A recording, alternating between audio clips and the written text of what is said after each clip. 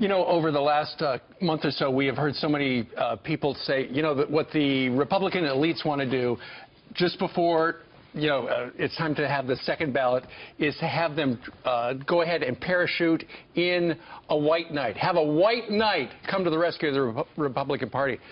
Out in Indiana, they didn't bring in a white knight. They brought in Bobby Knight, which would be a fantastic interview to get, and Brian got it yesterday. So the first thing I asked him, one of the first things I asked him was about the Ted Cruz comments with John Boehner. And I don't even know that he had a relationship with Boehner at the time. So here's the second part of our interview.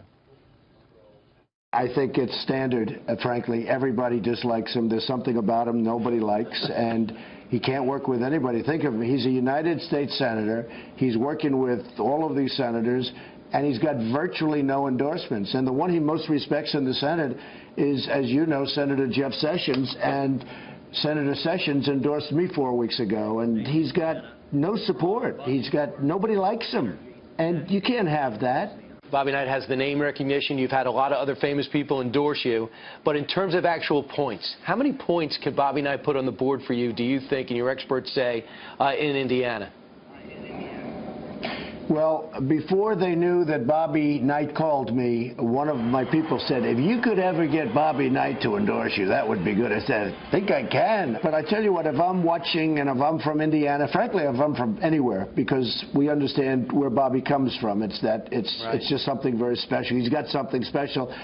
I think it's got to add something. It could add a lot. And I think even beyond Indiana. But the people, you have to see the people outside. They go crazy. When they see Bobby Knight, they just saw him. We just got out of the car. They went crazy. You look at his record.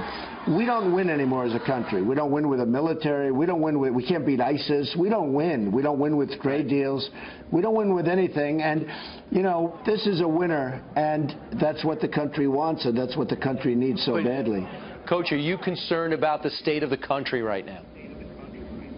Well, I think we all are. I think every American is. I think every American wants to see things get back on track, and that's what's so important right now and such a great opportunity for the state of Indiana. Indiana can be the state, the people that got America back on track. And then from that point on, Mr. Trump will take care of everything. One of the things that I thought brought you together was you have a very direct, blustery style. You like the Donald Trump style, and with it brings a lot of sometimes criticism and opinion. What advice, if any, do you have for Mr. Trump about handling the critics when you speak your mind? In handling the critics, you just don't pay any attention. This man knows what to do. This man knows how to get America back on track. It doesn't make any difference what somebody says to him that they should do or shouldn't do. They don't know. How do they know what's all gone on here, what all has to take place? This man is on top of everything. And as I said, I don't think there's ever been a better prepared man to enter the White House than this man. And there are some other things that go along with that. The relationship between the administration and all of our military will vastly improve with Donald Trump as President of the United States. That's a lead pipe cinch. Plus the fact that Mr. Trump has a tremendous following and a tremendous respect worldwide. This isn't just a man who's respected in Indiana or California or Florida or the United States. Donald Trump has done an awful lot of things for people all over the world. Again, I say, Indiana, you can, in this week, you can make a decision that will be something that will go right along with our founding fathers and George Washington, what you do here with Donald Trump.